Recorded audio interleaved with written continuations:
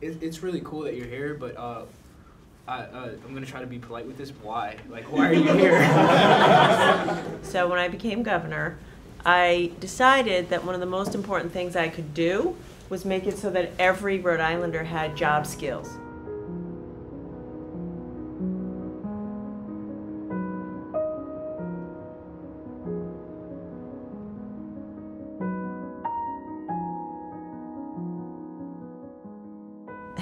It seems like a long time ago now. In 2014, which was just fresh in my rearview mirror, I was talking to people, guys who were laborers, plumbers, pipe fitters, construction workers, grown men coming to me, like practically in tears, saying, I haven't worked in a year. I haven't worked in 2 years. I just lost my house. I'm losing my marriage. I was working for them. Those guys are working now. They're working. We've put thousands of construction workers back to work. You know, Rhode Island was in decline. We were in decline by every measure. We had the worst roads in America, the worst bridges in America, the highest unemployment rate in America. Now, for the first time in a generation, we're making smart investments. And you can see it. People are working, the potholes are going away, the schools are being rebuilt. And that's a Rhode Island I think people deserve.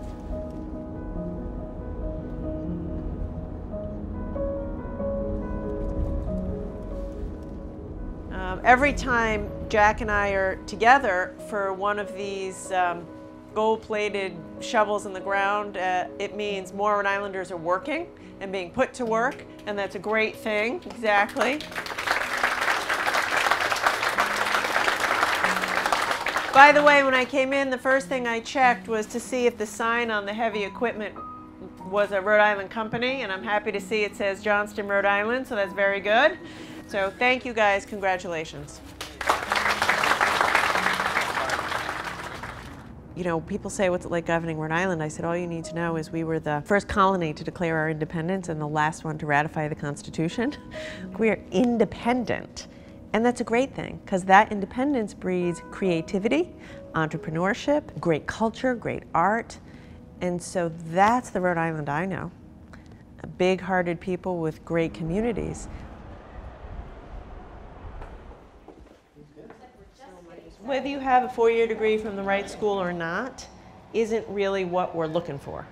We're looking to find folks who want to work and make sure they get hooked up with jobs with those skills. So just tell us, what's it going to take so we can get to work to make it happen? How you doing? My name's Chris Lamoth. I'm 45 years old. I grew up in Providence. I live in Pawtucket, and I'm a lieutenant on the Cranston Fire Department, where I've worked for 22 plus years. Two things happened a year and a half ago. I went to the RISD Art Museum with my daughter, and I was looking at the students' work. And one thing that caught my eye, there was a laptop on the floor, and there were animations flying across the screen. And I read about it, and it was a student coded it. And I just thought that was the coolest thing. So went home and just started teaching myself to code. The other thing that happened a year and a half ago was I realized that all of a sudden I'm kind of the old guy on the fire department. So last December, I went to the hackathon, spent the weekend there and just kind of sat there and realized I really love it, but really have a lot to learn. Thanks to Governor Raimondo, I had the opportunity to join the career devs with Arnell and Cliff. You know, after a few more years of firefighting, I'd like to pursue it full-time on my own.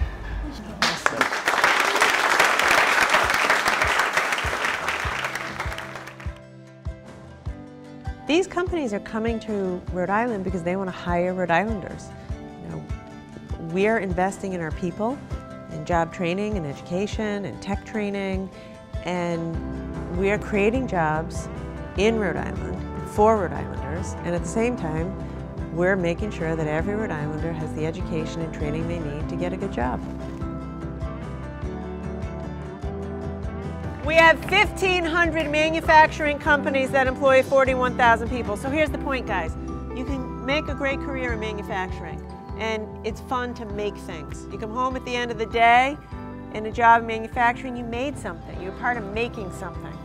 So I hope you, I wish you luck. You have a bright future. I'm proud of you, and I want to see you out there in a manufacturing company someday making things in Rhode Island.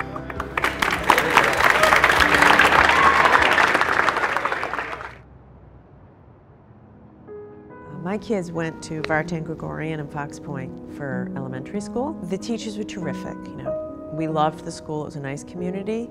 The building looks the same as the day it was built.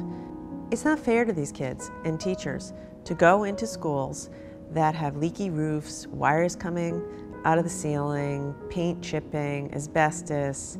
It's our time. Every generation has invested so the next generation could be better off. It's our chance now. Let's make a once-in-a-generation investment in our future and our kids' future.